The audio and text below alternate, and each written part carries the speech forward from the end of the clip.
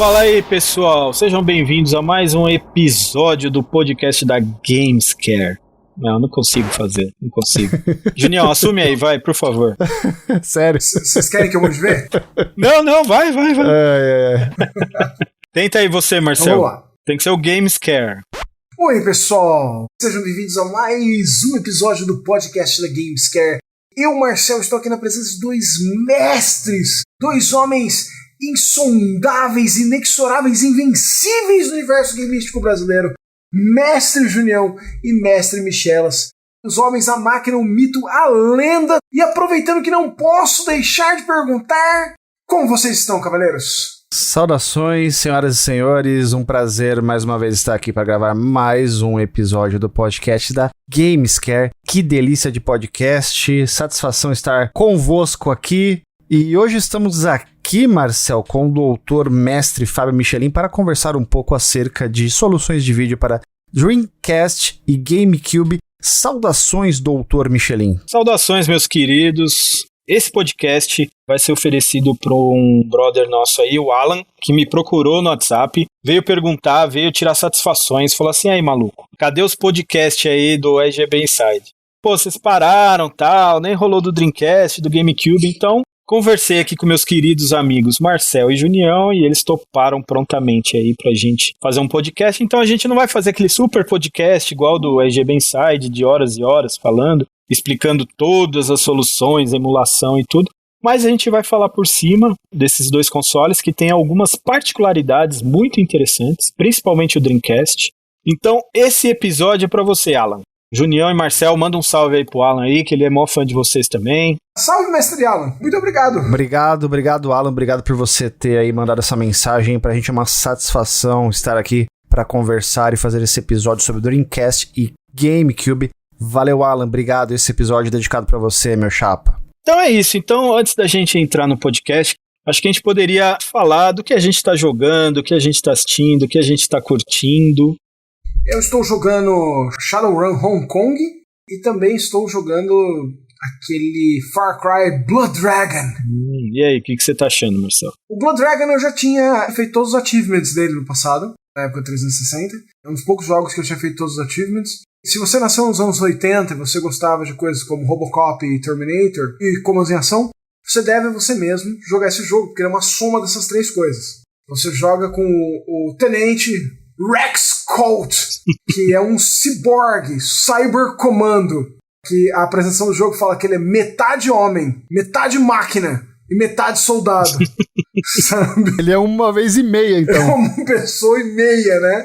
Todas as frases do jogo são maravilhosas. O jogo começa a explicação da história dele com o apocalipse sofreu um apocalipse.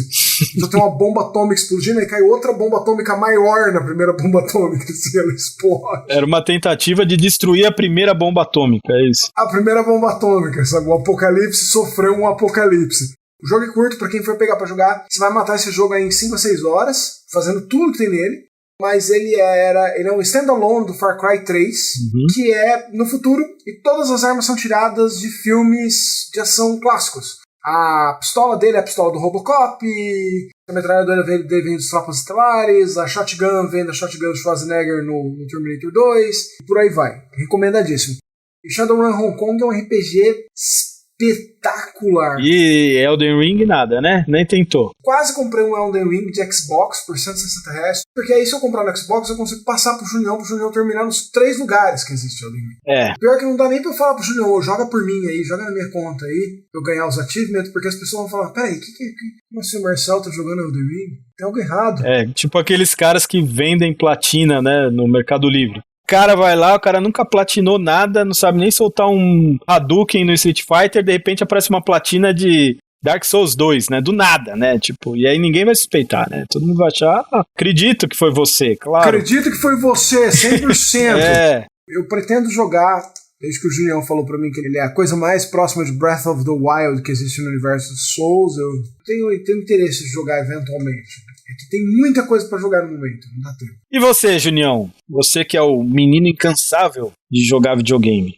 O que você anda jogando? Rapaz... Eu vou até pegar o lapisinho aqui pra anotar. Não, eu tô ainda na minha quest aí de jogar os jogos da semana, né? Eu tenho jogatina de segunda a sexta na Twitch, então segunda-feira a gente tá jogando Bravely Default 2. Você tá jogando aonde ele, Junião? O Bravely Default 2 ele é exclusivo do Nintendo Switch. Ele ainda não, até onde eu sei, ainda não saiu no PC, nada disso. Nem no 3DS também, dessa vez não rolou. Não. O 3DS ele tem os dois primeiros jogos da franquia, né? Que é o Bravely Default 1 e o Bravely Second, que é uma sequência direta do Bravely Default 1. O Bravely Default 2 é um jogo que é outra história totalmente diferente. Ela não faz conexão com os outros dois, né? Saquei. Então, tô com essa pendência aí, mas em breve vou terminar e partir para um próximo. De terça-feira tenho jogado Shining Force 3 Cenário 1 no Sega Saturn. Quarta-feira tenho jogado o RPG da Joana Dark do PSP, mas jogando no Vita TV para poder transmitir, né? Quinta-feira tô jogando 3D Dot Game Heroes, que é um jogo, você estava falando de Dark Souls, é um jogo da From Software também, que ficou preso no PlayStation 3, não existe em nenhum outro console. E pra quem não conhece esse jogo, a gente costuma dizer que é uma mistura de Minecraft com a Lenda de Zelda. É bem isso, assim. É um Zeldinha em 3D, meio com os bonequinhos cabeçudos, tipo Minecraft. Sexta-feira eu tô fazendo campanha de Gears of War, tô finalizando a campanha do Gears 5, né? E nesse meio tempo tenho jogado algumas coisas, cara. Eu joguei 2 jogos de navinha recentemente, do jeito que eu consigo jogar, né? Que é a versão do fliperama com ficha infinita, né? Que eu sou bem ruim nesse tipo de jogo. Aí eu zerei 2 joguinhos da CPS2. Um deles é o Giga Wing e o outro é o 1900XX The War Against Destiny, que são 2 jogos bem legais. E eu tive o prazer e o privilégio de zerar esses 2 jogos recentemente. Joguei pela coletânea Capcom Arcade Stadium, direto do Nintendo Switch. Coletânea qual? Saiu a segunda versão dessa coletânea, Capcom Arcade Stadium 2, também disponível em todas as plataformas. Tô jogando isso daí, de vez em quando aí bota alguma coisinha diferente no final de semana e tal, né? Um jogo de Mega Drive, alguma coisa assim. Desde a última gravação, eu zerei o Quackshot, zerei o Castle of Illusion, depois zerei o Castle of Illusion versão do PS3. E tô pegando uns jogos que estão pendentes aí no meu backlog infinito, né? Eu brinco com o Marcelo, diz que backlog é uma ilusão, né? Não existe backlogs, é uma coisa que você não consegue. É tipo os remar contra a maré, né? Uma coisa que é uma força da natureza que você não consegue vencer. Então eu tô jogando esses joguinhos aí. À medida que vai chegando na minha linha aí, eu acordo com vontade de jogar e tô jogando, cara. Fora os jogos da semana, que são esses aí que são sempre os mesmos. Caramba, espetacular, hein? Posso fazer algumas perguntas pra você, Mestre Junião? Por favor. Vamos lá. Bravely Default 2. Assim, eu não vi nada desse jogo ainda. Ele é bem no estilinho, assim, dos outros, assim. Totalmente. Gráfico mais simples e tal. Mesmo esquema. Se você jogou o primeiro ou deu uma olhada no primeiro, ele é bem aquele esquema mesmo. Claro, ele tem alguns refinamentos na jogabilidade, na mecânica. Mas ele é essencialmente um RPG japonês de turno clássico. Claro, tudo bem, é feito pela Square Enix, mas ele é tão descarado uma cópia de Final Fantasy que até você tem os Heroes of Light, você tem os cristais, você tem tudo que tem no Final Fantasy. Todos os itens, poção, Ether, Phoenix Down, tudo, absolutamente tudo que você vê nos Final Fantasies mais antigos, né? Você tem no Bravely Default, inclusive o sistema de jobs, né? Que são as classes e tudo. É um RPG que, se você gostou dos Final Fantasy das antigas, é bem assim, fácil você gostar desse também. Pô, legal. Mesma pegada. Pergunta número 2. Você falou que tá jogando Shining Force. Shining Force 3, a versão japonesa traduzida por fãs, né? O primeiro cenário traduzido, porque o primeiro cenário americano, original, ele tem alguns problemas graves de tradução, porque o jogo encerra, né? Nos Estados Unidos ele não tem as sequências, os 2 outros cenários, né? Então eles mudaram um pouco os diálogos pra meio que fazer de conta que você tá finalizando a história por ali, né? Uhum. Então eu tô jogando a versão japa, traduzida por fãs, e aí a minha intenção é jogar depois os outros 2 cenários na sequência. Como você tá conseguindo jogar isso aí, velho? Uma vez eu tentei, cara, eu tomei um couro, um mega couro. Eu até brinquei com o Fabão e tal, porque não faz sentido. Você começa o jogo, tem toda a apresentação da história, troca ideia, apresenta um cara, apresenta outro, apresenta não sei o quê. Aí acontece uma coisa, tá rolando, e aí aparecem uns caras, você luta, mata os caras. Ok. Aí a história continua, você vê que não tem pausa, né, até então. Aí a história continua, não sei o que lá, e aí acontece uma outra treta. Você vai lá, ganha a treta, e aí já emenda a história de novo, aí você vai sair da cidade, se eu não me engano, e aí acontece uma treta grande na ponte, aí eu consegui vencer, assim, com muito custo, mas consegui, já é difícil ali, é bem difícil. E aí, o negócio embala e entra uma outra treta, e assim, todas essas tretas em sequência, você não tem pausa pra salvar, pra recuperar sua energia, pra nada, pra evoluir, nada. O bagulho vai um atrás do outro. Na verdade, o jogo te dá a possibilidade de você fazer isso logo na primeira porrada que você faz. Porque o que acontece no Shining Force 3, nos outros Shining Forces também são assim. O protagonista, ele tem uma magia que chama Egress, acho que é Egress que chama. Você usa, o símbolo dela é um anelzinho. Varia um pouco, mas acho que não é um anelzinho. Quando você usa essa magia, todos os membros do seu grupo, da sua equipe, da sua party, são teletransportados automaticamente para a última igreja que você visitou. Na igreja, você salva o jogo, você promove os lutadores, você tira status. Envenenado e tal. Isso, veneno, curse, né? Maldição, né? Que seria. Dessa forma, cara. E nesse rolê que o Shining Force te permite fazer um grinding, né? Porque a arte é você fazer a batalha e na hora de matar, sei lá, o último inimigo, ao invés de você matar o último inimigo, você manda um egress, você vai conservar todos os itens que você pegou ali, todo o XP que você ganhou na batalha e vai começar a batalha de novo do zero, com todos os inimigos revividos, entendeu? Então você pode ficar fazendo isso em loop pra poder grindar. O Shining Force funciona dessa forma. Então foi uma bela cabaçada da minha parte, porque aí eu fui, e aí começou uma outra treta, eu saí pro mapa assim, né, e aí começou uma treta, eu falei, mano, vários caras já tinham morrido do meu time, eu falei, cara, ferrou. Aí eu falei, bom, eu acho que vai rolar o seguinte, aquela coisa bem típica de RPG, né, começa a treta, aí não dá pra você vencer, e aí uma coisa que acontece no meio da treta e a história segue. Só que aí não, começou a treta e eu lá, cara, suando assim... E aí, tipo, começou a vir outros caras invadindo a treta. Aí eu falei, tá, então agora vai vir esses caras invadindo a treta, vão me ajudar, e aí eu vou conseguir vencer a treta. Não, os caras começaram a descer a pancada em mim também. Juntaram Aí você. eu falei, cara, aí eu perdi, tipo assim, umas 3 horas de jogo, eu falei, mano, como que eu vou passar isso aqui? É impossível, tá ligado? O bagulho não deixa você fazer nada, assim. Foi o primeiro Shining que você jogou, Michalas? Cara, se eu joguei algum outro antes do Mega, por exemplo, eu não me lembro. Porque se você tivesse, por exemplo, zerado 1 ou 2, você já saberia desse rolê, porque é sempre o mesmo. Então, o Shining Force funciona dessa forma. Cada vez que você entra numa cidade, você tem uma igreja nessa cidade. E a igreja é onde você faz tudo. Onde você promove, onde você salva o jogo. Entendi, mas é que assim, tipo, o jogo não deu tempo, não deu a chance de fazer nada. Em qualquer batalha que você tiver, qualquer batalha mesmo, você pode usar a magia Egress. Tem umas batalhas lá pra frente que, por motivos óbvios, ele não deixa você usar essa magia, mas ele te avisa antes da batalha começar. Tipo assim, 95% do jogo, se você usar essa magia, você volta pra igreja, revive os caras que morreram, salva o jogo bonitinho. Você pode fazer isso pra dar uma grindada. É nesse esquema. Muito obrigado, agora eu vou até jogar de novo, porque... Tem personagens secretos e colocar armadura neles, quando você faz a promoção deles. Nossa. Né? Não só dos personagens secretos, mas de vários personagens. Isso com animais, mestre Michel. Tem um tatu. O desenho muda. Que quando você promove ele vira tipo um trem. Você tá no Shining Force 1. Da hora.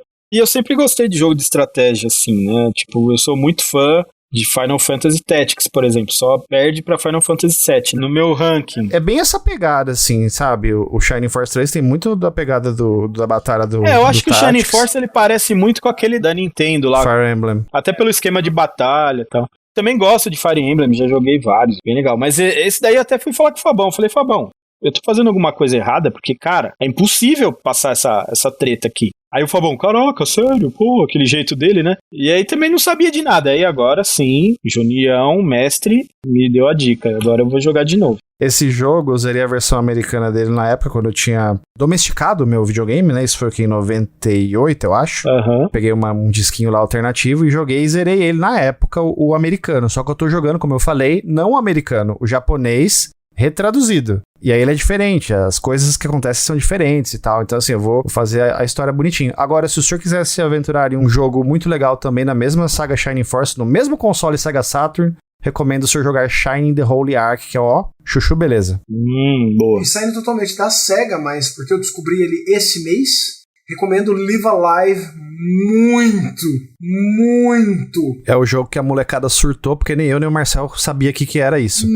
Nossa, que jogo animal, Michel. Como assim vocês não conhecem Live Alive? Tipo, a gente foi quase linchado em praça pública, tá ligado? Vocês dizem que vocês gostam de videogame e nunca jogaram Live Alive, que nunca saiu em inglês. Os caras confiscaram a nossa carteirinha, mano. Ainda bem que o meu negócio é só consertar videogame, porque... eu não consigo também acompanhar tudo. Não tem condição, velho. Pra ser honesto, eu nem ia falar nada, mas agora eu vou falar. Eu nem sabia que tinha saído Bravely Default 2. Pra mim tava no Bravely Second e, tipo, tava ali ainda. Então, é um jogo que eu tava esperando, né, sair. Tava na noia. E esse jogo eu paguei preço cheio, 350 pau na lata, e ele lançou ano passado. E eu comprei ele no dia 1º. Já até fiquei coçando aqui pra comprar E também. eu tô com 90 horas de jogo. Meu problema é que eu não terminei nenhum ainda, entendeu? Aí que tá, eu tô nessa pegada agora, Michelin, que né, a gente tava conversando em off aí antes de gravar. Eu tô numa pegada mais de comprar menos e jogar mais. Você percebeu que eu joguei bastante coisinha, né? Eu tô tentando catar e jogar as coisas que estão na frente, tá ligado? Que nem eu comprei recentemente, mas esse aí não tinha como não comprar. Que o Marcelo já sabia que eu ia comprar esse jogo. Já tinha avisado, já tava até combinado que eu ia comprar uma hora. Eu falei, Marcel, não compra esse jogo digital, que eu vou comprar ele físico a hora que dá uma promoção. Mas assim, eu tô tentando comprar menos jogo e jogar mais. É difícil, né? Mas eu tô nessa, cara, porque senão a gente explode, cara. Eu já entrei aqui no site amarelinho aqui, achei por 250 pila. Aí, pagou já 100 conto mais barato do que eu paguei no lançamento, ó, tá vendo? Não, nem vou comprar por enquanto, mas... assim, meu problema é que assim, eu compro poucos jogos, mas eu jogo menos ainda, entendeu? Então, é um problema meio sério. Mas... legal saber, obrigado pelas respostas. Junião abriu um horizonte agora pra mim no Sega Saturn. 3 jogos de 200 horas. Não. Qualquer 50 horas você termina um Shining Force 3. 50 horas eu termino 3 Final Fantasy, Junião. Você não tá entendendo. Não, eu nunca terminei um Final Fantasy com menos de 50 horas. Mano, é que eu não tenho mais os saves, mas todos os meus saves de Final Fantasy era 22, 23, assim, nessa faixa. Eu nunca vi um ser humano terminar Final Fantasy VII com 20 horas. Claro, tirando speedrunners, né? Assim, tipo um cara normal. Não, dá pra terminar de boa em 20 horas. A única coisa que você precisa é Knights of the Round. É que você vai perder um tempinho. Depois, acabou. Você jogando, você já vai chegar lá no final, no level 60, 60. Mas o Knights of the Round, você não tem que ter o Chocobo Dourado? Tem, então. Por isso que você perde um pouco de tempo. O Chocobo Dourado é um parto pra fazer, cara. Então, é um parto, mas é a única coisa que você faz. Depois disso, mano, é só pro final. Eu acho que eu nunca fiz isso. Final Fantasy X, eu lembro... quando eu comprei o original, tal, no Play 2, porque nem tinha jogo pirata. Acho que até tinha, mas não tinha jogo em DVD pirata, era várias tretas, né? E aí eu comprei o original. E eu lembro que eu comprei, chegou na sexta-feira, na segunda-feira eu tinha terminado já. No sábado e domingo eu terminei o jogo, com 20 e poucas horas. O PlayStation 2 foi o primeiro videogame que eu comprei com o meu dinheiro 100%. Uhum. E ele veio lá da Amazônia, né? Só que não tinha a loja aqui no Brasil ainda. Veio da gringa, eu lembro que a minha prima mandou pra mim. E veio, né, original, não tinha mod chip, não tinha desbloqueio, não tinha nada, né, e eu fiquei anos com 2 jogos originais que era o que eu tinha. Um deles era o Final Fantasy X e o outro era o Tekken Tag Tournament. Eu fui desbloquear meu PS2 quando saiu aquele chip Thunder Pro 2, acho que era, alguma coisa assim, que o negócio fazia milagre lá no videogame. Eu falei, tá bom, vou desbloquear esse videogame agora. Mas até então, esse negócio de... o pessoal colocava Magic, né? Matrix. Tinha uma porrada. Antes disso, tinha um monte de bugiganga. Tinha um que ia na USB. Vixe, várias tretas. Eu nem mexi com isso aí, não. Então você foi mais guerreiro do que eu. Eu comprei o modelo 39001, que foi um dos últimos FAT que teve. Uhum. E foi assim. Fiquei anos e anos... Anos mesmo, literalmente anos... sem desbloquear o meu PS2, jogando só esses 2 jogos. E que pra mim era... Tava jogando Final Fantasy ali, de boa, sem pressa... O jogo de luta a gente joga, tem um fator replay infinito, né? Ainda mais que os moleques iam lá em casa jogar e tudo, então ficou um tempão assim. O Play 2 eu tenho uma história parecida, assim, porque eu comprei um dos primeiros que chegou no Brasil. Inclusive eu comprei na Hyper Games na Lapa. Quem estiver ouvindo aí que já foi na Hyper Games, deixa um alô aí. E que a loja era do Aloysio. Um cara muito gente boa, assim, eu fiz até amizade com ele. Eu ia lá só pra ficar trocando ideia com ele, com o pessoal que trabalhava lá, a galera que ia lá, né? E assim, eu lembro que foi muito rápido. Saiu no Japão, aí pouco tempo depois ele já tinha. Você não quer levar, não? Eu falei, puta, mano, eu até quero, mas... Eu já trabalhava, mas não tinha dinheiro, assim, pra comprar um Play 2, tá ligado? Tipo, é a mesma coisa de você chegar hoje, vou comprar um Play 5. Do nada, assim, tá bom, vai, to. É uma coisa que você tem que planejar, tem que, né, guardar dinheiro e tal. Aí ele chegou pra mim e falou assim, não, mano, pode levar, leva aí, a gente já se conhece faz tempo, eu confio em você, depois a gente faz um rolo, você traz o seu Dreamcast lá com jogos, aí depois você me paga um pouco e tal. Aí eu falei, pô, então tá, né? E aí, o único jogo que veio no meu Play 2 foi Ridge Racer. Joguei Ridge Racer até os dedos caírem da mão, cara.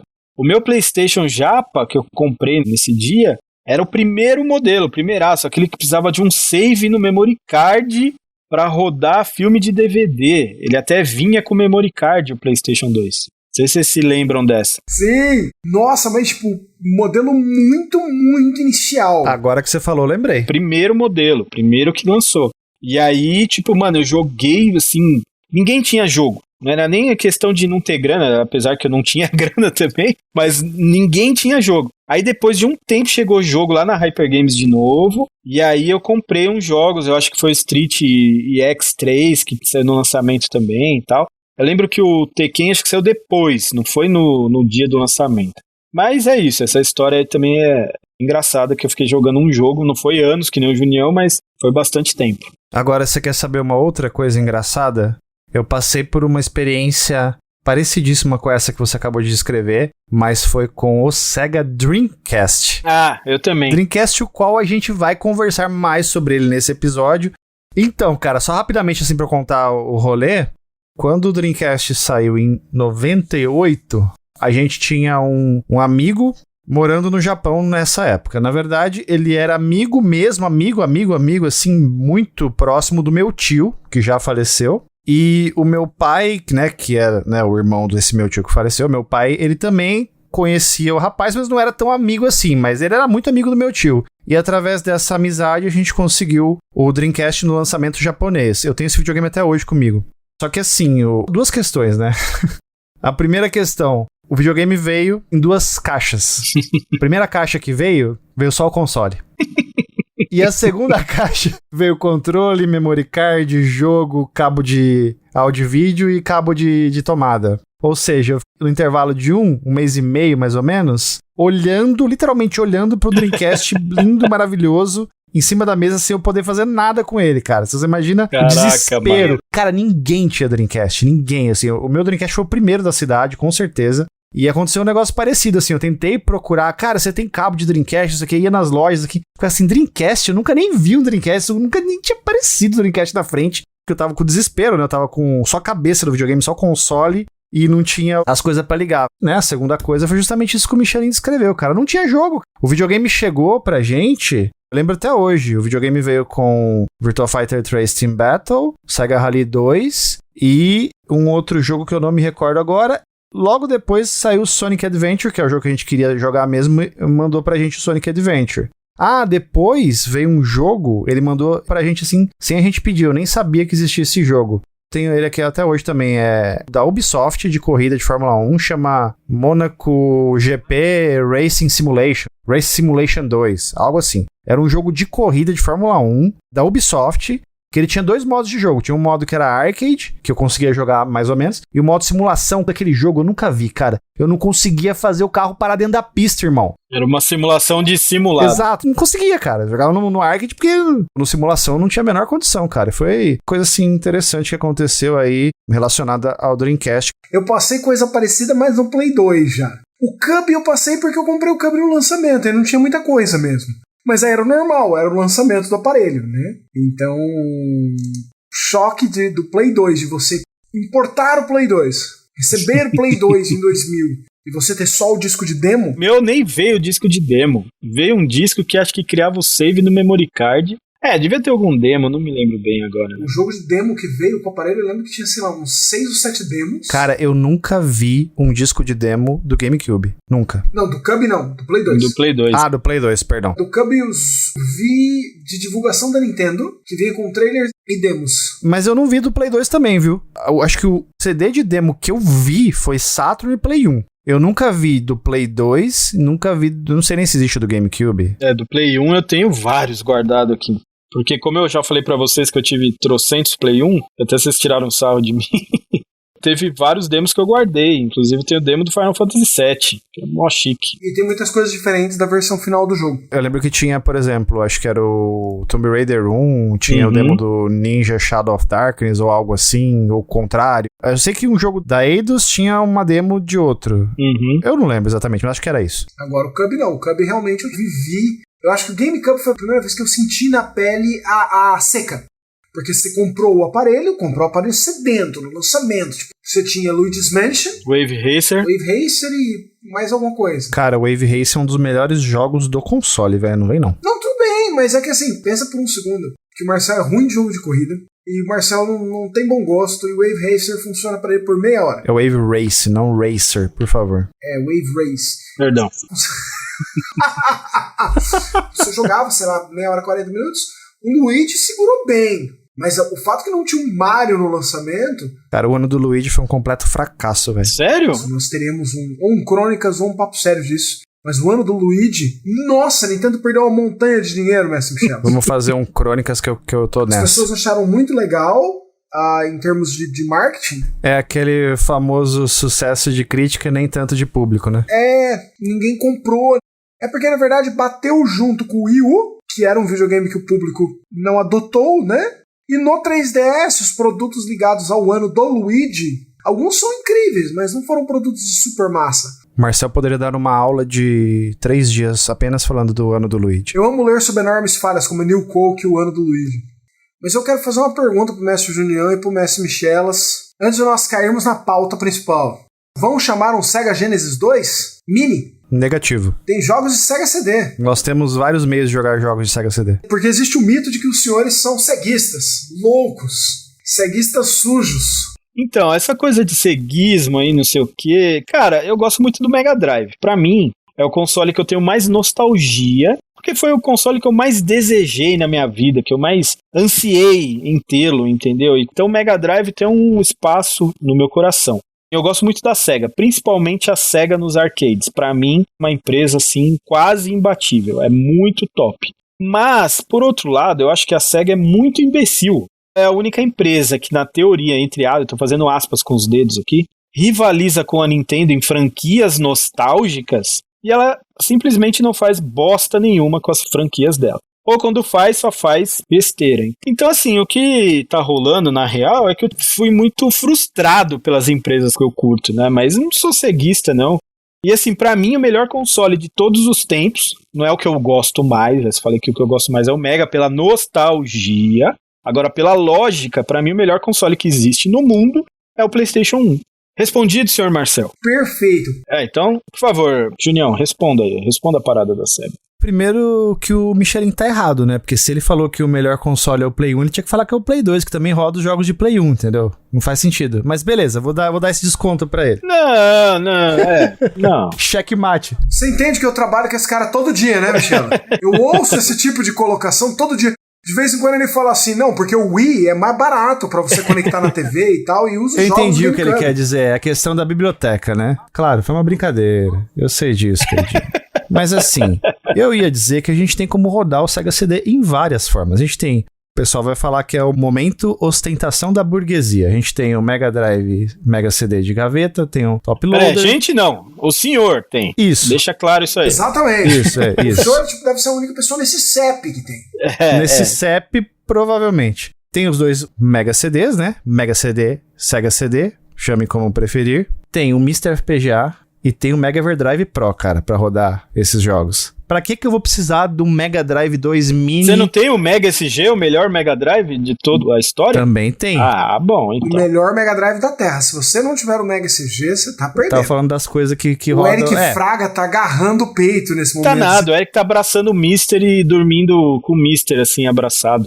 Eric é um vira-casaca. Enfim, a gente tem várias possibilidades de jogar jogos de Sega CD. A gente não precisa de um dispositivo desse, com todo respeito. Ele é bonitinho. Mas não precisar nunca privou a gente de comprar nada, né? Vamos ser honestos. Exatamente. Ele é um item de action figure. Ele é bonitinho no cenário e tudo mais. Mas vale o investimento? Eu tô numa fase de desapego. Aliás, senhor Michelas, não sei se o senhor sabe, eu e o Marcel estamos vendendo itens no Bazar do Mini. Eu sei, eu vi essa live, inclusive, eu falei assim, eu não vou entrar nessa live, pro meu bem-estar psicológico. Entendi. Eu vi o anúncio, eu falei, não vou entrar, porque senão fudeu. Aí o Kenji me passou o link, eu falei, não. Compartilhou. Aí o Kenji me mandou a lista de itens, eu falei, puta merda, mano. Aí eu tô pra trocar uma ideia com os senhores aí, mas depois. Eu fiquei sabendo que vocês vão vir aqui na Gamescare, né? Quem sabe? Vamos ver, vamos conversar. Então, a minha opinião sobre esses minis é muito legal, muito bacana. Então, assim, eu já fui mordido por esse bichinho. Então, eu comprei lá o NES, comprei o Super NES. Isso quando custava barato, tá? Quando lançou, custava 300 conto. Eu acho que o meu NES é a primeira versão do NES Mini, aquela que sumiu e daí eles fizeram um reprint, né? E eu paguei acho que 250 pau ou 300 pau no máximo, assim, e já era caro. Só que hoje, cara, os caras trazem um Mega Mini e quer vender por R$1.200. Aí, mano, me poupe, mas aí não rola. Até gostaria de ter os Mega Drive, não tenho nem o primeiro e provavelmente não vou ter o segundo. Gostaria de tê-los? Sim, mas por 1.200 pau? Não, obrigado. Nesse preço complica mesmo. E olha que eu tenho 4 PlayStation Mini. Mas por que eu tenho 4 PlayStation Mini? Porque você é guloso. Tenho um de cada região e tenho 2 americanos. Só que assim, eu comprei os meus PlayStation Mini, sabe quanto que eu paguei, senhor Marcel? Quanto? 140 pila em cada. Nossa senhora, excelente. 140? E assim, o cara tinha vários, não era só um, né? Depois consertaram, né? A comunidade que deu um jeito, né? E hoje, inclusive, por coincidência, eu tava olhando hoje os itens no Mercado Livre de PlayStation e os caras estão pedindo quase R$1.000 no PlayStation Mini agora. É a mesma coisa de vender o Mega SG por R$3.000. É ridículo. Cara, eu tive um Mini que foi o C64 Commodore. Uhum. Recentemente me veio a atenção de que já se escutou que o Junião é uma viúva da SEGA. Eu queria saber do Michelin se ele é um viúvo da SEGA. Olha, eu vou assumir que eu acho que sim. Acho que sou um viúvo da SEGA. Da SEGA boa. Não dessa SEGA que tem hoje aí. Porque eu lembro no dia que o Dreamcast faliu, que a SEGA falou, o Dreamcast já era. Cara, eu quase chorei de tristeza. Então posso dizer que sim, sou um viúvo da SEGA. E você, senhor Junião? O senhor se considera um viúvo da SEGA? Primeiro eu queria saber a definição de o que seria uma viúva da SEGA. Eu acho que é o cara que, como eu, por exemplo, tem uma história parecida com a do senhor. Eu nunca tive NES na minha vida, nunca tive Nintendinho na minha vida, quando eu era criança. Mas naquela época, quando eu era moleque, tipo, mano, eu tinha um Master System, pra mim tava maravilhoso. Eu nem sabia que existia Nintendinho, eu sabia que tinha Phantom System, Turbo Game, nem sabia que todos eram a mesma coisa. E aí quando veio o Mega Drive, cara, nossa, era aquela coisa assim, eu jogava o Master System querendo ter o Mega Drive, né? Porque o Mega Drive e o Master System saíram com 1 ano de diferença aqui no Brasil. Então eu via lá, saiu o Golden Axe pro Master System, aí eu alugava e jogava. Saiu o Golden Axe pro Mega Drive, aquela coisa maravilhosa. Então era uma empresa assim que eu gostava muito, adorava os jogos, né? E aí eu comecei a torcer por ela, né? Então quando veio o Saturn, eu torci pelo Saturn. Quando veio o Dreamcast, eu torci pro Dreamcast, vesti a camisa de que agora é diferente. E não foi diferente, né? Então eu sou viúvo da SEGA por causa disso. Entendi. Eu acho que eu não sou um viúvo da SEGA ou uma viúva da SEGA. Porque se por um lado eu gosto muito desses jogos do passado e tudo, cara, eles são tantos, né? E eles estão aí, cara. Tipo, eles não vão embora. O legado fica, você pode revisitar ele. Esse quartinho que eu tô aqui é uma prova disso. Tanto de jogos SEGA desde os primórdios que dá pra jogar nele, entendeu? Então, assim, por mim, cara, querendo ou não, algumas franquias da SEGA ainda recebem jogos, entendeu? Ô, Marcel, por que a Nintendo não comprou a SEGA, cara? Olha, doutor, realmente porque não houve oportunidade, né, negocial, assim, né? Eu acho que se tiver, a Nintendo vai falar assim, SEGA, vai cagar pra lá, nem quero você. Quem vai acabar comprando é o Xbox. Olha, então, o pior é que eu acho assim, eu acho que a Microsoft adquirindo a SEGA e limpando a alta administração, pega caras tipo Whitehead, que são fãs, pra gerir esse produto. E fala, cara, tá aqui, tem uma montanha de dinheiro, vai gerir esse produto, multiplica coisa legal, mesmo que você volte pra raiz de arcade. Se você lançar um arcade da SEGA 3D por mês, se você pegar da M1 pra frente, você vai ter 4 ou 5 anos sem repetir. Tá aí. Quando saiu Daytona USA no PlayStation 3, eu quase tive um filho. Finalmente eu vou jogar Daytona USA como se deve na minha casa. Aí eu fui, juntei dinheiro, comprei um volante, um G27, comprei um cockpit. Vai ser o arcade na minha casa. Aí saiu o jogo, eu joguei, cara, com um sorriso estampado no rosto. É um dos melhores jogos de corrida que eu joguei na minha vida. Agora é só esperar sair Scud Race. E cadê Scud Race? Agora é só esperar sair Daytona 2. Cadê? Scud Racer nunca saiu. Ele podia ter saído pro Dreamcast. Tu não vai falar, mas Michelin, seu idiota, é por causa da licença. Ok, lançaram Daytona já sei lá quantas vezes. Compra a licença de novo e lança esse jogo, sabe? Pelo amor de Deus. Tem tantos jogos, cara, de arcade extraordinários da SEGA. Saiu lá a versão lá da M2 do Virtual Racing pro Switch. Cara, achei sensacional, espetacular. Só que no Switch não dá pra ligar um volante com force feedback. Então esse jogo não tinha que estar no Switch, tinha que estar no Play 4, tinha que estar no Xbox. Eu adoro o Switch, nada contra, mas eu queria jogar com volante o bagulho, entendeu? Então assim, SEGA afunda essa merda. E eu tô falando isso porque eu gosto da SEGA. Se eu fosse pista, se eu fosse aquele cara, oh não, a SEGA... Esse cara, ele não gosta da SEGA, ele só fica defendendo alguma ideia que ele teve, né, e etc. O cara que realmente gosta da SEGA, que quer jogar os jogos da SEGA, quer ver a SEGA com qualidade, pede, SEGA, fecha as portas e venda seus jogos para outra empresa, pelo amor de Deus. Pega esses Dotemu da vida aí, Tribute Games, fez o jogo da Tartaruga Ninja agora. Fala pros caras, fala assim, ó, esse jogo da Tartaruga Ninja aqui, faz um Golden Axe pra mim nesse esquema aqui, ó. É, mano, faz um Shinobi aí pra nós aí. Shinobi, boa. E entrega Shakan na mão deles. E sai de perto. Não manda nenhum japonês pra olhar. É pra você entregar e você sair do caminho. Streets of Rage 4 só andou porque entregou e saiu do caminho. Cara, só aproveitando que a gente tocou nisso, vocês querem ir pro Dreamcast? Eu tava aqui pensando em soluções de vídeo, né? Aquela questão... Tô lendo aqui a nossa pauta aqui, Michel, está escrito assim, ó. Explicar o funcionamento dos tipos de saída de vídeo e resolução. Mas que trem que é esse aí, cara? Você vai ter que dar uma aula pra mim, velho. Então, primeiro, né? Seria legal pra quem não escutou ainda o podcast que a gente fez aí há um tempo atrás, que foi até muito elogiado, agradeço a todo mundo aí que elogiou, que curtiu, que escutou, assistiu, né, pelo YouTube, sobre aquela repaginada, né, que a gente deu sobre ligar videogames antigos em TVs modernas. Minicast eu já tinha feito um vídeo muito bacana, bastante antigo, né, falando sobre isso, tem certas limitações, porque eles fizeram o vídeo faz quantos anos, Junião? 15 anos? Ah, uns 200 anos. 200 anos. A gente fez o podcast do RGB Inside, quando eu falo a gente, é eu, Fabão e Alex, meus queridos amigos. A gente fez esse podcast também já tem, sei lá, 6, 7 anos, então muitas coisas mudaram, né, nesse tempo. As coisas mudam, né? E aí a gente fez, né, a gente se uniu aqui os três e a gente fez um podcast falando, né, resumidamente sobre como tá hoje, né, quais as opções, né, como é que não é, né? Então, foi um podcast bacana. Então, quem tiver interesse e não escutou ainda esse podcast, voltam os podcasts, né, escuta. Aí o que a gente vai falar aqui é direcionado a esses consoles, né? E aí são as soluções que esse console tem. Como é que eu posso jogar esse console numa TV moderna hoje? Quais são as opções? Como eu faço? Por que isso? Por que aquilo? Então a gente vai começar falando do Dreamcast. E o Dreamcast ele tem uma certa particularidade, né? Que ele suporta vários tipos de saída de vídeo analógica. Então ele tem lá, quando você compra o Dreamcast, vem com cabinho AV, né? Cabinho AV, composto e tal. E ele suporta S-Vídeo.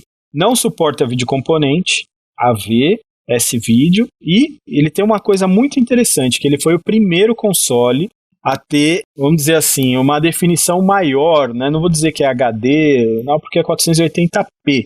Então ele tem uma função que ativa o modo de vídeo dele em 480p. Foi o primeiro videogame, né, Marcel, a usar 480p.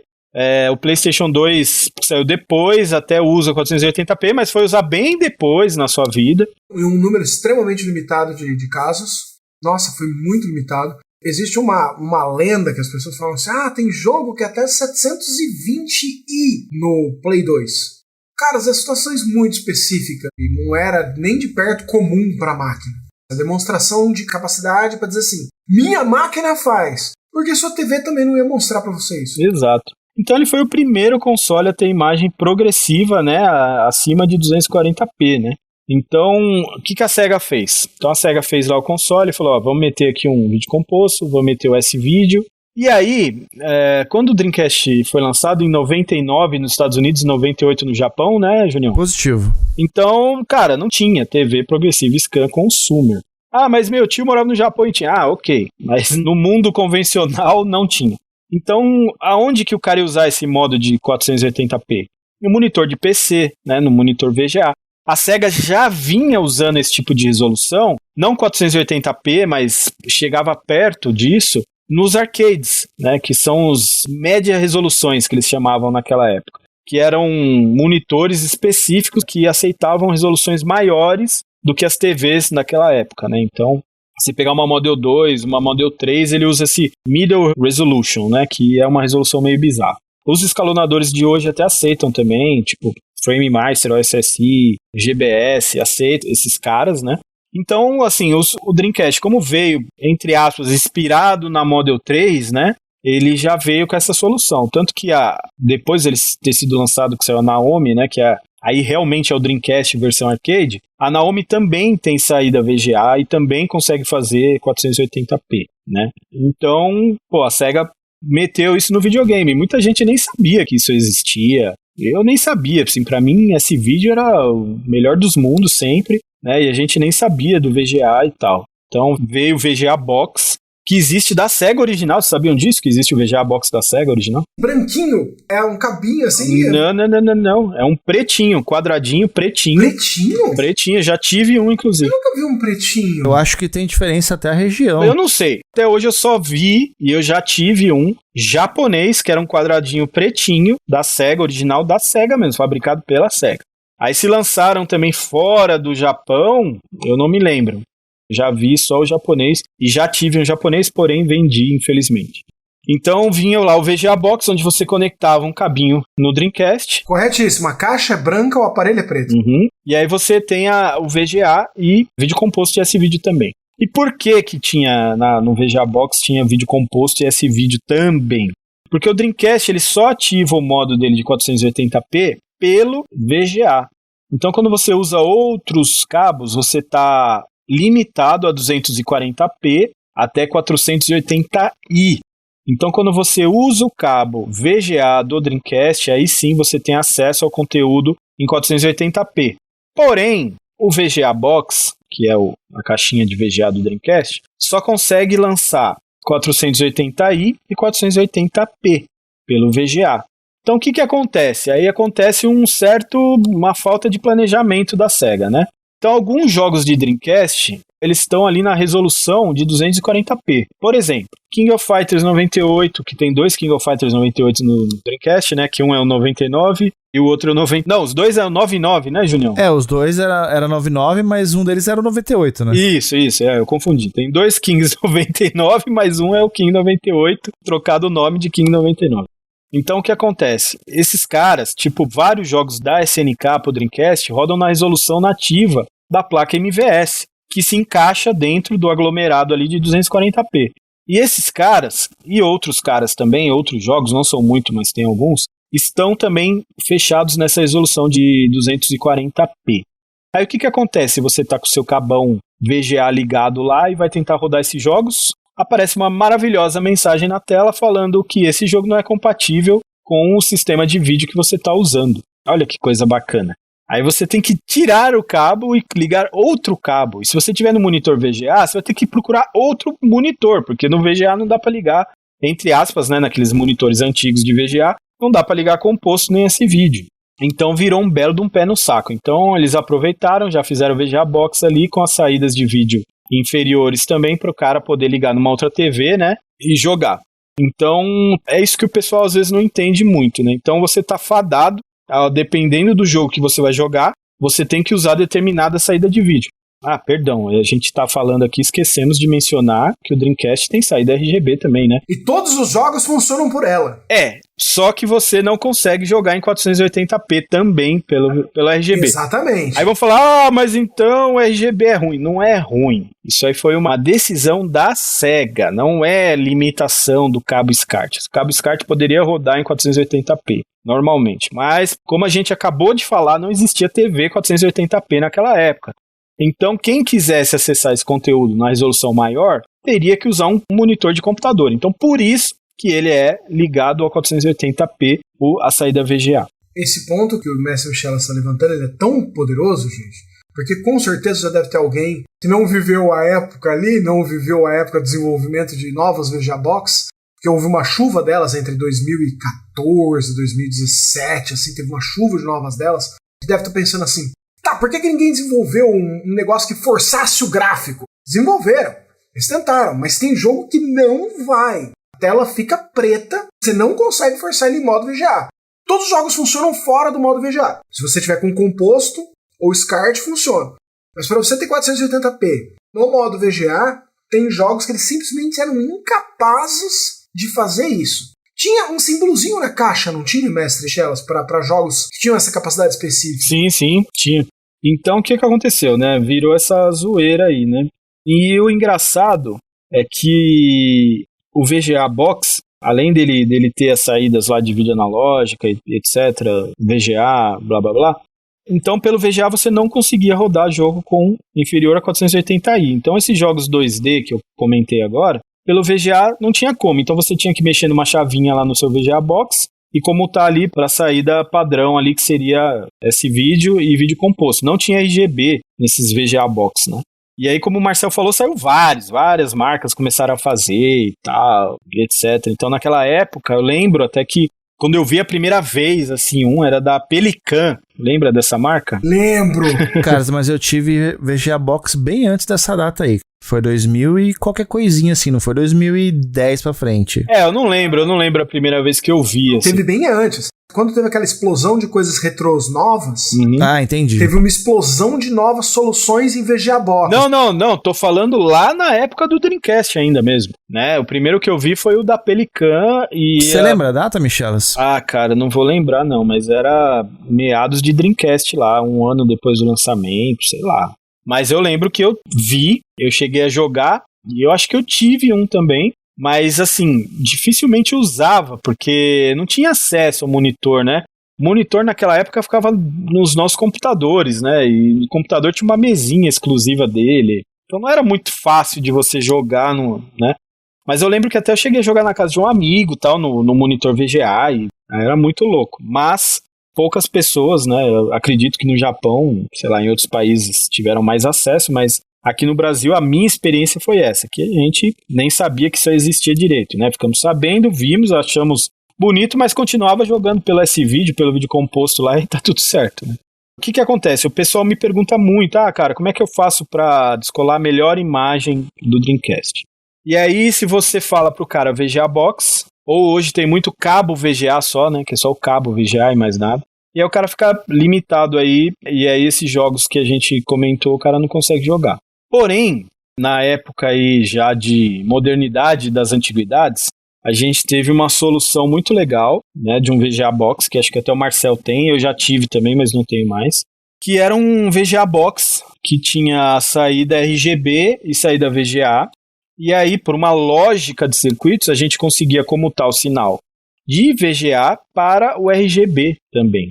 Isso veio também para solucionar um problema muito grande, né? Que naquela época, aí, uns anos atrás, todo mundo tinha Frame Master, ninguém tinha mais nada, só existia Frame Master, né? E o Frame Master não tem entrada VGA, então você ficava limitado, né, para jogar Dreamcast. E esse cara que é da... Como é que é o nome dos caras lá, Marcel? Os Bear Brothers. Eles fizeram esse aparelho aí, e aí, solucionava porque dava para você lançar o sinal 480p pelo VGA e jogar no Frame Master de boas, né? Então, isso foi muito legal, assim, vendeu bastante e tal.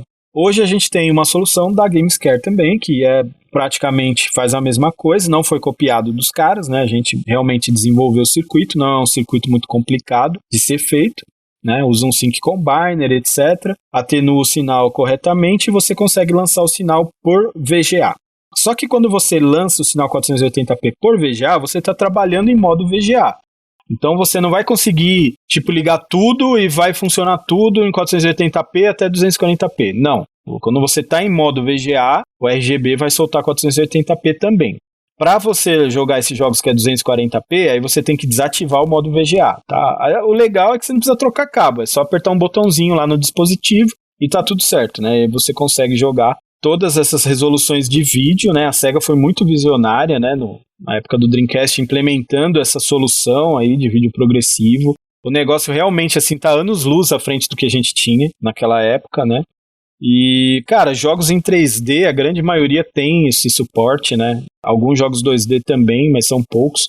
Existe aí pirataria e tal, patch pra você fazer o jogo suportar, mas eu particularmente não curto essas coisas e eu prefiro, né, seguir as regras do livro e jogar ali certinho. Isso que eu ia comentar, cara, se eu não me engano no GDEMU tem uma opção de você forçar isso daí, né? No GDEMU tem, mas eu não sei se funciona muito bem não, viu? Pra ser honesto, assim, eu não fiz um teste amplo, não posso falar. Mestre Michelas, fazendo uma pergunta sobre uma coisa que eu nunca usei, uma função que eu nunca usei, eu sei que ela existe na Toro e mais algumas VGA Box. Eles têm uma opção de você ativar scanlines. Uhum. Com a ativação das scanlines, eles têm uma opção de delas serem even ou delas serem odd, se elas serem pares ou ímpares. O que muda para a qualidade gráfica? Assim, a gente até explicou isso no aquele podcast sobre ligar videogames antigos nas TVs novas. Scanline é gerado no conteúdo 240p só. Então muita gente associa a Scanline com TV de tubo, não tem nada a ver. A TV de tubo ela só gera Scanline pela resolução dos videogames retrôs, que é 240p, que forçava essa resolução, né, para ter uma imagem progressiva, mesmo quando não existia imagem progressiva. Então a gente tem esses casos, né, mas o pessoal se apegou a Scanline, né, e aí quer colocar Scanline em tudo. Quero pôr Scanline aqui na minha LCD, quero pôr Scanline não sei o que, no meu Play 3, no meu... E aí quando você aciona essa Scanline, né, no VGA Box, para conteúdo 240p não tem necessidade. Mas para conteúdo 480p, 480i, seja lá qual for a resolução, você está perdendo linhas de resolução, você está perdendo imagem. Você vai adicionar a Scanline, vai ficar mais parecido com o seu monitor CRT ali.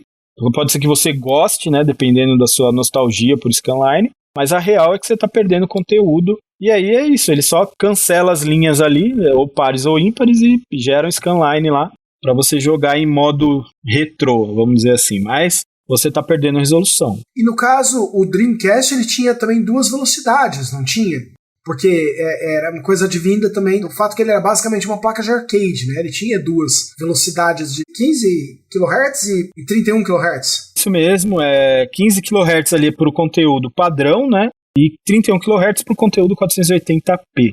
Então as TVs antigas, né, que tinha naquele tempo, e a grande maioria de TVs CRT, elas não suportam, né, 31 kHz, que seria o conteúdo 480p. Então, o Dreamcast tinha essas 2 variações. Mas, por exemplo, na Naomi, mesmo o conteúdo 480i é 31 kHz, ela não trabalha com 15 kHz. O Dreamcast já consegue.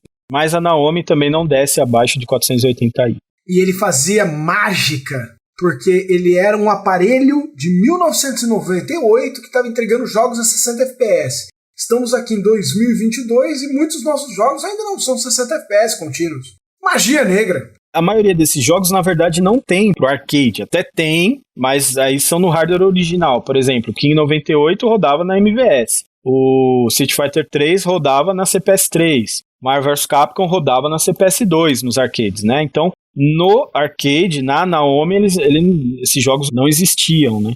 Mas aí existe um outro esquema aí que adiciona uma outra possibilidade no Dreamcast, que é o mod HDMI, que, se eu não me engano, é feito pelo Citrus PSI, que a gente vai falar bastante dele. Ele é o cara que criou esses mods, pode ser que tenha sido ajudado por outra pessoa, né? A gente pode dar uma olhadinha, mas o Citrus PSI aí é o cara que confeccionou esse kit, vendeu por um tempo, e é um kit open source, né? Então você pode achar em vários sites de venda. Agora tá tudo meio parado, porque por causa dessa falta de chips global que tá tendo no mundo aí, né? Mas você conseguia achar o mod HDMI do Dreamcast relativamente fácil. E o que é esse cara? O que é o mod HDMI? É o mod HDMI que realmente vale a pena ter no seu console. Porque ele pega o sinal digital e transforma na saída HDMI direto, né, em resolução até Full HD 1080p. Ele pega o sinal digital do Dreamcast antes de virar um sinal analógico de vídeo. Ele joga no FPGA, faz a magia dele e em nenhum momento ele vai virar um sinal analógico. Então ele vem digital para digital. Tipo, antigamente tinha, não sei se vocês se lembram disso, nos CDs, mas quando a gente comprava CD de música atrás, tinha 3 tipos. O AAA, o AAD e o DDD. Vocês lembram disso? Se a gravação era baseada numa gravação analógica que foi simplesmente remasterizada em digital, se ela foi gravada analogicamente e transferida para um meio digital, ou se foi gravada diretamente em meio digital. Isso. Parabéns, senhor Marcel. Exatamente isso. O DDD era captado digitalmente, masterizado digitalmente e sei lá o que digitalmente, vendido digitalmente. Ele nunca virava analógico, né? E o AAA era sempre analógico e o AAD ele só era remasterizado em modo digital. Então, mas ele era analógico também. Então esse mod do Dreamcast a gente pode falar que é um DDD. Ele nunca vai virar analógico, ele sempre vai ser digital. Então isso é legal, porque não tem a conversão do DAC. Não tem perda, não tem ruído, não tem má interpretação de algum sinal, né? Por exemplo, a gente pega um escalonador ruim como o HD Converter, né? O Shit Scaler. Eu não queria usar essa palavra, mas já que surgiu. A gente ama ele continua tendo um lugar no nosso coração. Ele foi o nosso primeiro contato com a possibilidade de fazer upscalamento, né? Por um preço acessível. Mas o problema é que ele é muito ruim. Muito ruim. Quem recomenda esse negócio, desculpa, pessoal, mas não cai nessa, porque é terrível, infelizmente. Eu sei que tem gente que usa... Acabei de aprender uma palavra, upscalamento. Marcel é o poço de sabedoria. Upscalamento. É porque, na verdade, você pode falar escalonamento, que seria o correto em PTBR, né? Mas eu gosto de falar upscalamento mesmo. Certo. As pessoas entendem na hora, porque ninguém fala escalonador, as pessoas falam upscaler. Então... Isso, é isso aí. Então, assim, desculpa, mas quem recomenda isso aí não sabe nada de RGB, nem começou a aprender ainda tem que estudar bastante. Eu sei que tem gente que usa, que gosta, que, cara, sem problema nenhum, use, abuse, jogue, se te diverte, ótimo. Mas na parte técnica não tem como falar que esse negócio é bom. Só se é uma pessoa totalmente que não sabe nada do que tá falando. Aí ok. Então esse escalonador, por exemplo, ele tem um DAC horripilante. Então ele entende ruído de imagem como informação. E aí sai colocando um monte de asneira na tela que nem era pra estar lá, né? Hoje, quando a gente usa um OSSI, um Frame Master, uma GBS, não tem esse problema, porque tem um DAC bacana, mas esse scaler é horrível. Então, mas nesse caso que a gente está falando do Dreamcast, não tem nem a possibilidade de acontecer isso, porque não tem codificação do sinal analógico em digital, então é muito legal. Ah, então quer dizer que esse mod fulmina, destrói todos os outros... Não é bem assim.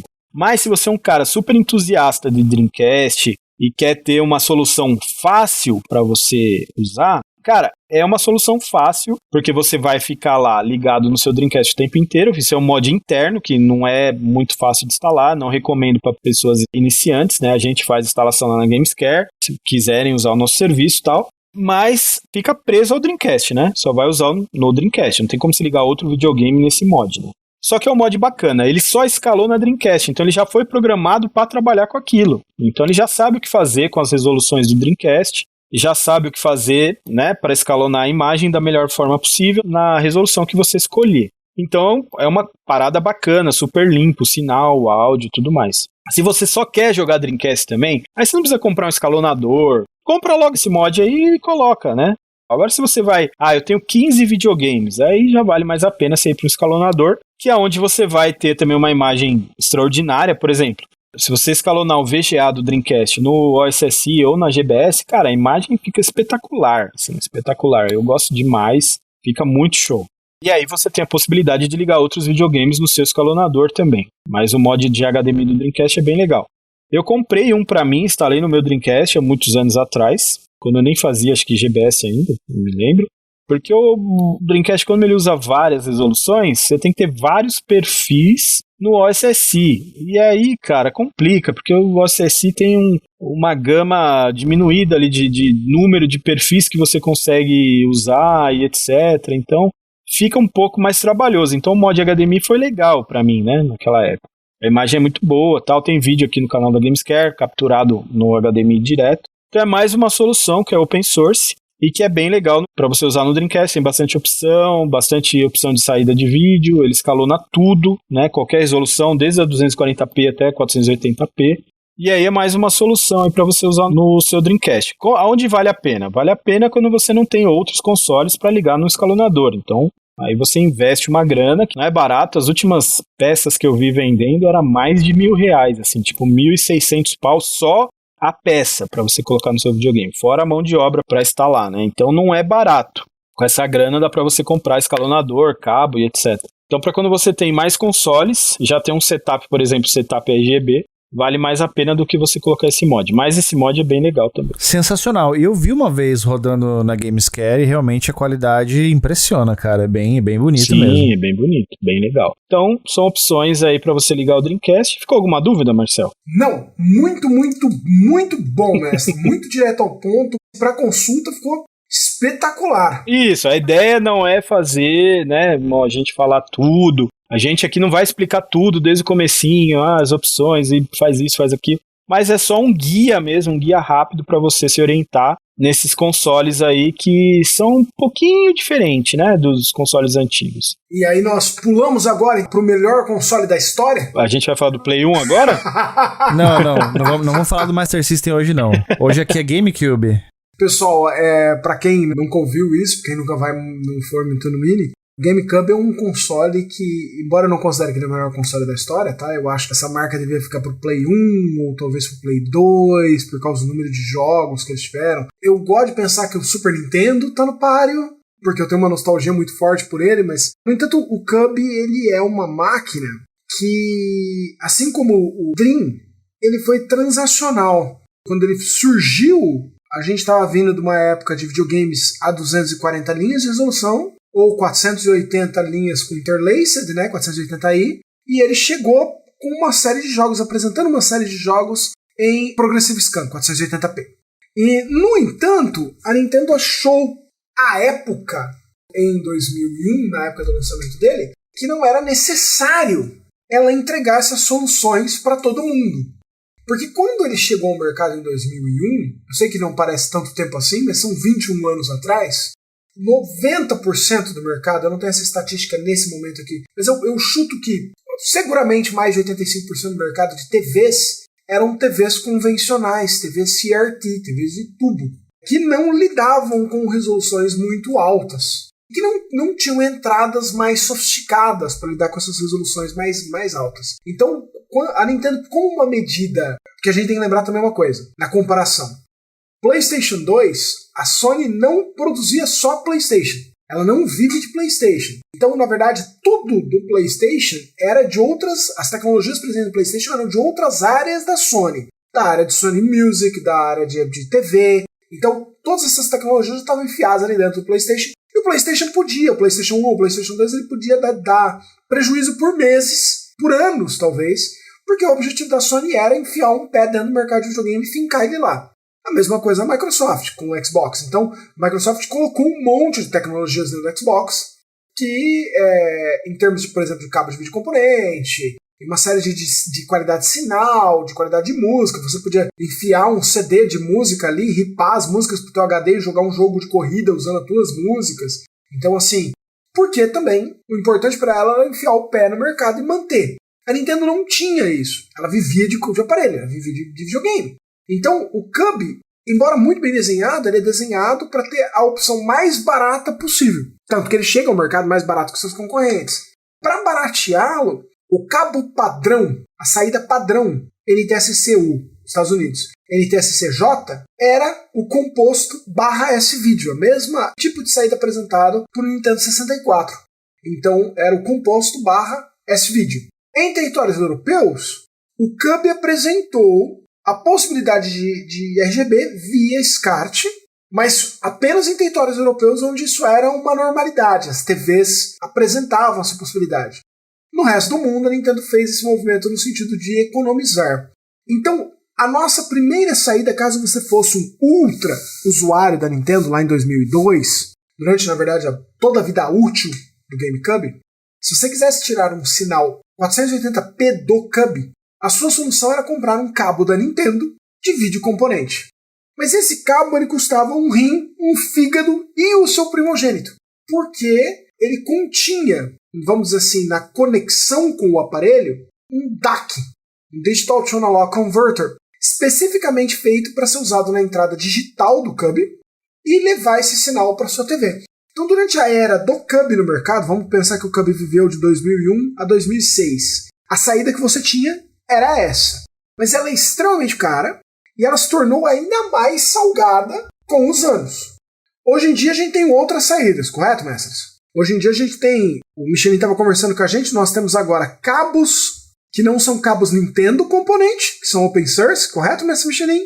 Isso, correto. O que acontece na real, né? Ali a saída digital do GameCube, que também não tem em todos os GameCube, só nos primeiros modelos, no DOL 001, né, Marcel? Correto. Acho que o 001 é no Japão, 101 é nos Estados Unidos. Não, o 101 já não é um modelo novo? Não me lembro agora, mas... Eu sei que os videogames que eu consegui comprar de cubo, todos eles já não tinham mais essa saída digital aí.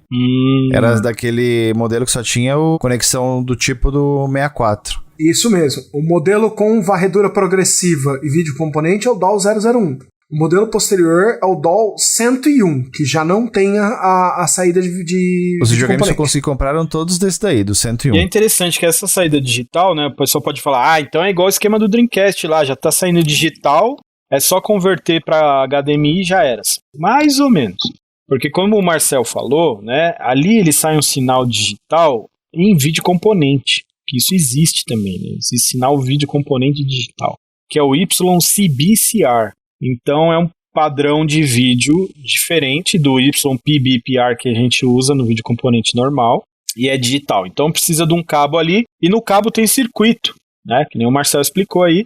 Tem um DAC no cabo, que é para converter para vídeo componente comum para você ligar na sua TV. Por isso que é caro. Eu não sei se quando a Nintendo vendia já era caro. Era salgado, sim. Então, assim, o que acontece? Ele era vendido somente pelo site da Nintendo, né? Pelo Clube Nintendo, se eu não me engano. Então não foi uma parada que venderam em loja, sabe? O cara para comprar tinha que entrar no site da Nintendo e comprar online. Uma coisa que em 2000 e alguma coisa era... pouquíssimas pessoas faziam. É, 2001, lançamento do Cubo, né? Quantas pessoas você conhece que em 2001 fazia compras na internet, Junião? 2001? Pouquíssima. Não sei nem se eu tinha internet em casa já. 2001, devia ter, né? Que eu comecei a ter internet na época do Dreamcast, assim. Então poucas peças foram vendidas. Então a gente tá dentro de um mundo limitado aí de quantidade de peças. Então quem tem, pede caro. E esse cabo, né, pelo que o Marcel tá pesquisando ainda, mas parece que sempre foi caro. Sim, o Marcel inclusive fez a aposentadoria dele em cabos do GameCube, amigo. Ele tem uma coleção de cabos aí, é o pé de meia dele aí. Ah... que legal. Na época do lançamento, o cabo vendia por $99 americanos ou $89 no Japão. Era caro? Era, mas tipo assim, 2 jogos era mais caro que isso. É, um jogo e meio. Um jogo e meio. Então não era tão caro. Hoje tá quanto? 10 jogos? Mais. Vixe. Depende do jogo, né? Um cabo de GameCube desse aí tá quanto, Marcel? Não tem nenhuma venda em território nacional que dê pra pagar em tal case por ele. Acredito eu que tá passando dos 2 pau, hein? Fazendo uma conversão rápida do eBay, o mais barato que eu achei foi R$1.311,49.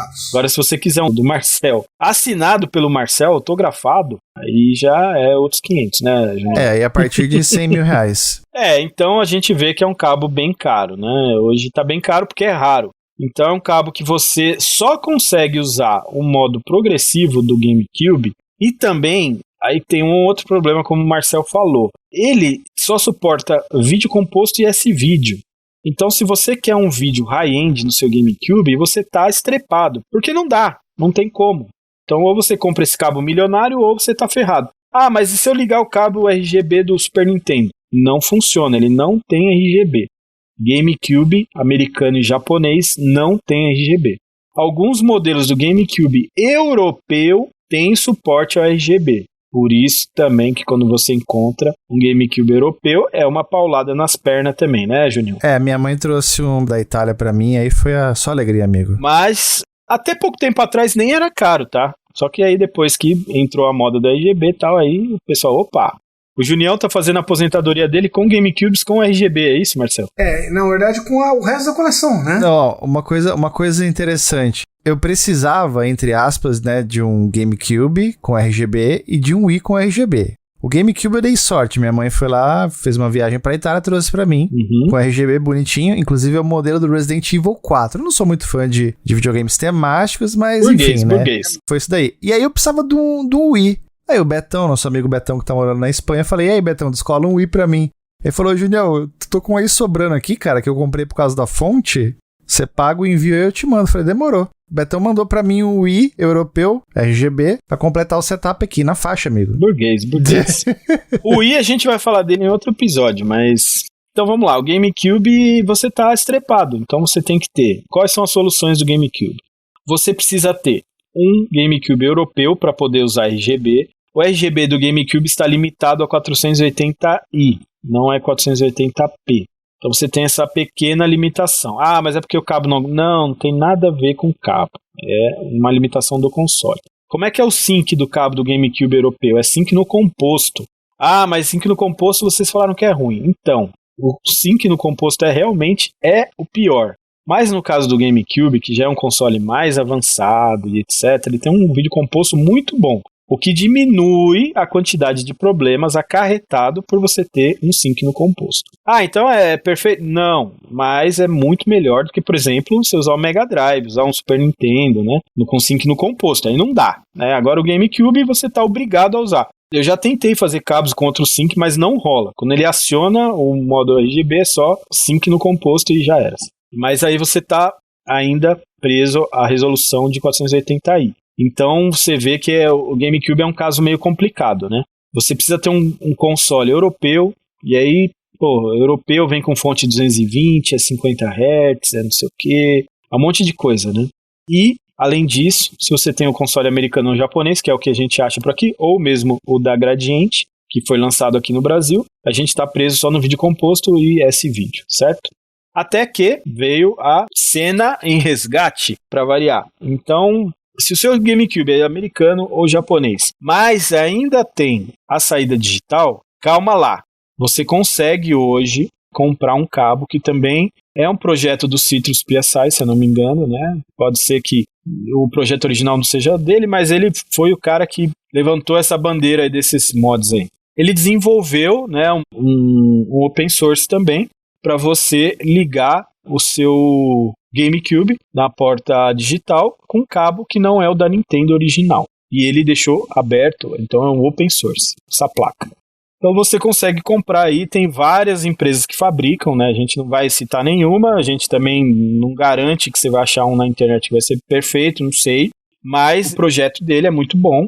E os cabos que ele fez, né, que ele vendeu sei lá por onde, são muito bons, bem comparáveis ao original. Pode ser que no vídeo vai sair um vídeo no Mini comparando um cabo third party aí com o da Nintendo logo mais, né? Não estamos prometendo, mas pode ser que sim. Vai sair, vai sair. Pronto, Marcel prometeu. Então você tem essa solução. Então onde você consegue, o mais barato que eu vi até hoje tá menos de 300 pau, esse cabo aí. Então você consegue comprar um cabo com uma qualidade razoável. É um cabo chinês, então não dá pra falar que a qualidade é boa, porque um dia é bom, no outro dia é uma porcaria. E você compra do mesmo vendedor, na mesma loja, no mesmo tudo, e o outro que você comprou é uma porcaria. Então não dá pra falar que são todos que vão ser perfeitos, mas eu tenho um cabo desse que eu comprei da China e é bom, funciona bem, eu uso e tal. Já tive original, mas já faz muito tempo, então de cabeça, assim, não vou lembrar se tem alguma diferença, se tem é pouco. A gente vai saber no vídeo do Marcel. E é isso, né? Então você consegue, por um preço bem razoável, comprar um cabo vídeo componente. E aí, você não precisa de mais nada, porque aí você tem 480p pelo cabo vídeo componente e consegue jogar numa qualidade muito boa. Ligado a GBS, ligado ao OSSI e ligado ao Frame Master também. E ao RetroTink 5X, que a gente nunca fala, mas também existe. Então você consegue jogar aí tranquilamente, ligado nesses escalonadores, na sua TV digital,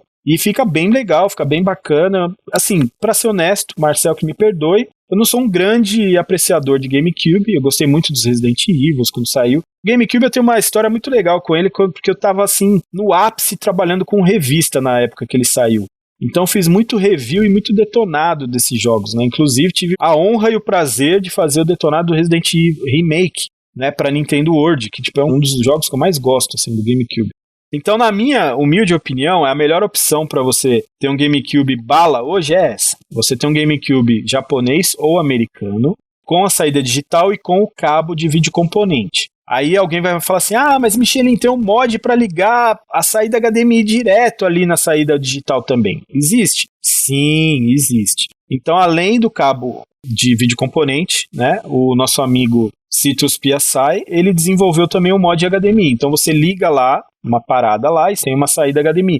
Sem precisar modificar nada do console, isso que é legal. Então você só liga lá o bagulho e sai cabo HDMI. Só que tem um pequeno problema aí na imagem do cabo HDMI. Eu já testei também, é boa, é legal, mas ela só sai imagem até 480p. Ela não é igual do Dreamcast, por exemplo, que escalona até Full HD. Né? Então você fica limitado a 480p e ele custa mais ou menos o mesmo preço do componente, o cabo, né? A peça. Então eu acho que se você vai jogar 480p para sua TV e a sua TV vai ficar incumbida de fazer o upscaling dela para até a resolução nativa dela, eu acho que não é tão interessante. Não me entendam mal, não estou falando que é ruim, a imagem é boa e tipo assim, é anos-luz superior a você usar esse vídeo ou vídeo composto na sua TV direto. Não tem nem o que falar.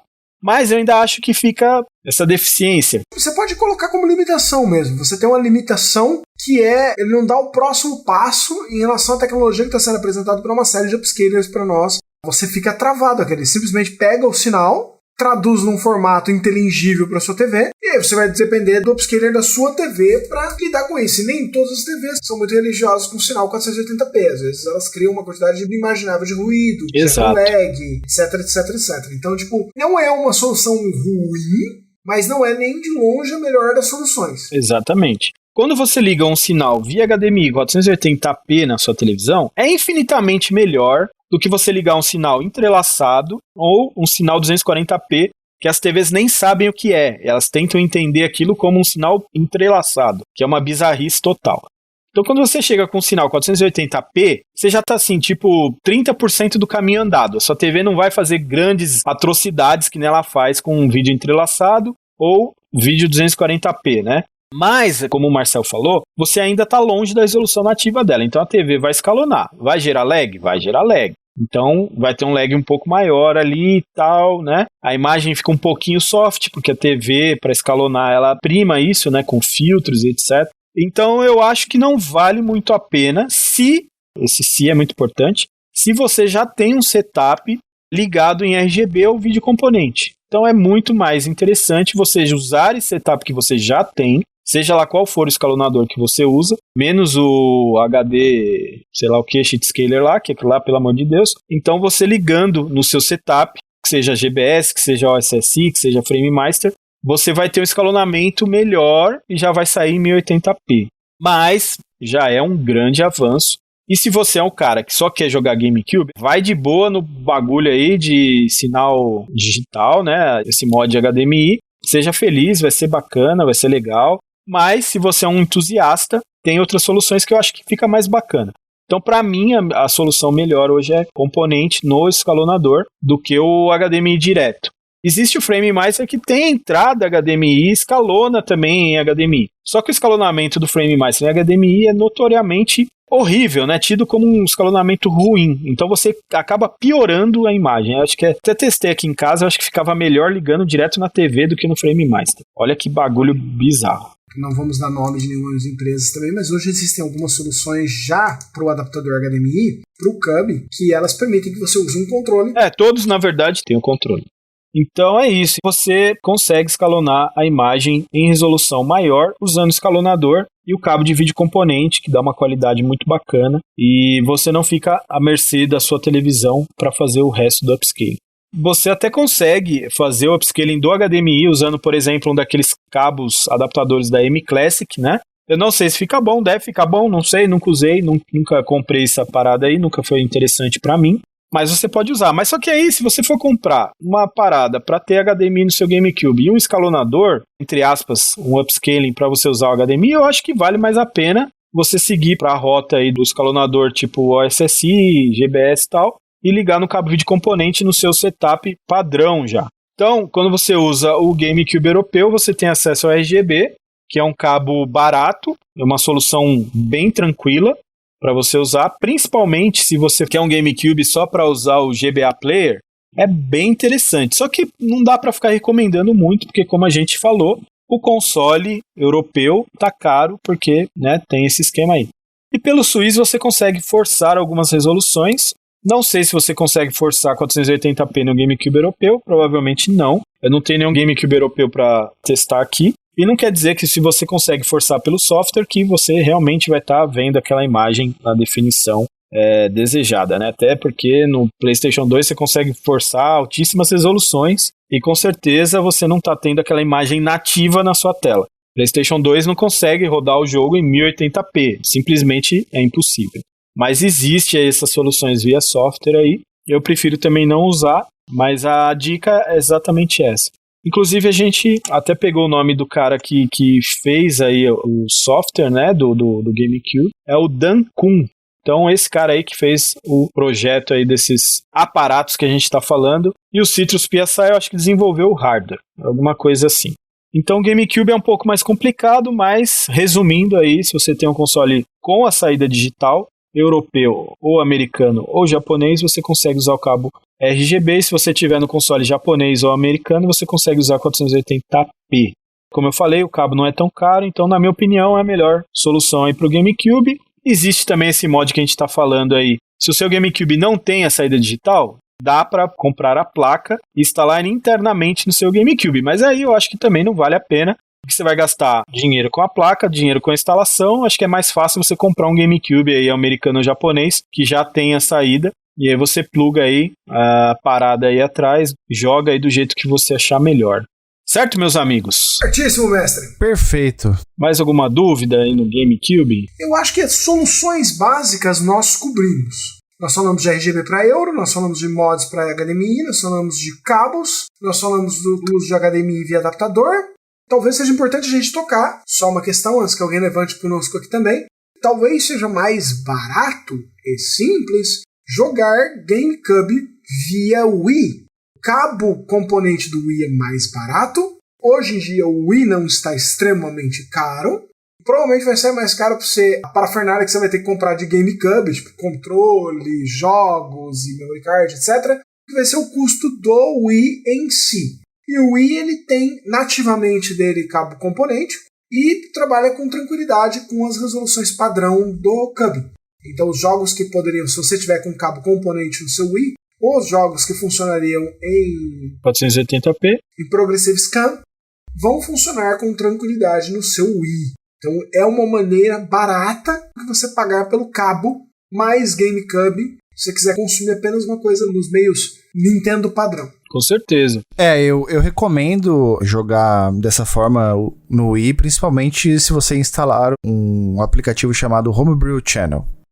Assim, existe testes, eu nunca fiz particularmente, porque eu acredito que se a diferença é tão pequena que você tem que se esforçar pra ver, pra mim não vale a pena. Não, o custo-benefício é insano, é aquela coisa, pra você ver a diferença, você tem que botar um do lado do outro, bonitinho, ajustadinho, e ficar olhando, ficar procurando, sabe? Tipo nível Fabão de Noia, de catar uma lupa assim na calça do Ryo Sakazaki. Isso, então assim, o que acontece? Alguns testes dizem que o GameCube rodando em Progressive Scan com cabo bonitão de vídeo componente é melhor do que o Wii, né? A imagem é melhor, mas é uma coisa muito pequena. Então, na minha opinião, eu uso o GameCube porque eu sou entusiasta de console. Eu gosto de ter o console. Gosto de jogar o jogo no console que ele foi feito. Então, por isso vale a pena. E quando eu comprei meus GameCubes, né? Eu paguei, sei lá, 200 conto, 150 conto, né? O preço que tá hoje, né? Então, vai de você, se você vai investir agora. Tem essa solução também, que o Marcel lembrou na hora correta.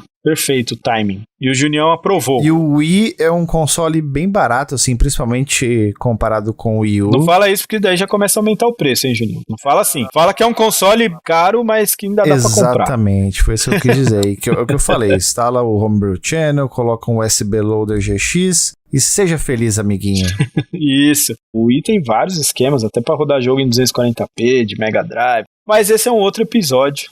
A gente acho que cobriu aí o básico do básico desses consoles, né? Pro pessoal que tá querendo montar um setup para se orientar, só pelo básico mesmo, sem se aprofundar muito aí nas soluções e explicações e etc. Mas acho que a gente resumiu bem, acho que pode ser um bom norte aí para quem tá querendo implementar esses dois consoles aí no setup, né? E agradeço novamente ao nosso amigo Alan aí que sugeriu esse episódio. E aí tá aí, Alan, tá feito. Espero que você goste, não foi super explicado que nem do RGB Inside, pode ser que um dia ainda a gente faça do RGB Inside, não sei, mas eu acho que já tá um norte aí pra você ligar esses dois consoles aí, que tem algumas particularidades no seu setup.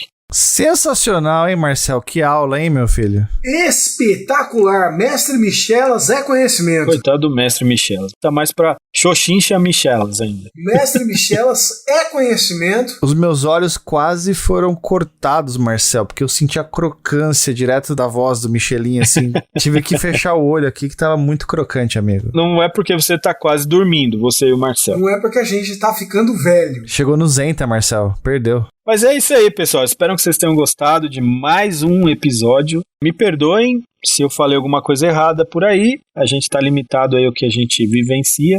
E como o Marcel falou, a gente já tá com a idade avançada. Nosso HD já não tá mais cheio de espaço livre. Sabe aqueles HD que você joga informação, ele apaga a outra informação que tava lá atrás?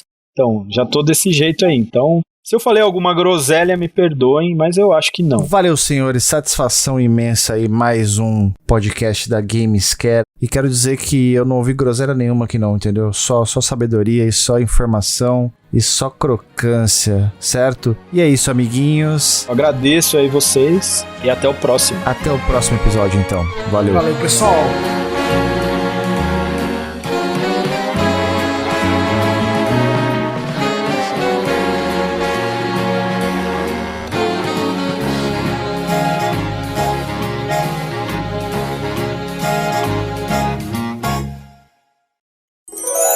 Era pra gente ter tido um Golden Axe poligonal pro Live Arcade no Xbox 360. Um trecho do jogo que existe acabou sendo lançado como parte dos aniversários de 60 anos da SEGA.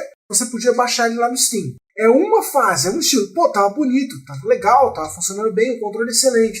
Ah, não, veja bem, não temos certeza se existe público pra isso. Porra, peido do capeta, como não existe público pra isso? Seu público inteiro já jogou isso. Tudo que você fez com Golden Axe depois disso é... Não, o que existe público é aquele Golden Axe do Play 2 lá. Aquele lá sim, público ok. Agora um pra que é bom, não, aí não tem público. Beast Rider, né? Que matou a franquia, enterrou a franquia. Não, você lembra aquele do Sega Ages, do PlayStation 2? Sega Ages 2500 lá, que eram 2500 como é que lançou? Por 1 ien vale aquele jogo. Você sabe que eu tenho vontade de colecionar todos eles? Dentro deles tem uma série de exemplos do que você não deve fazer com a sua franquia.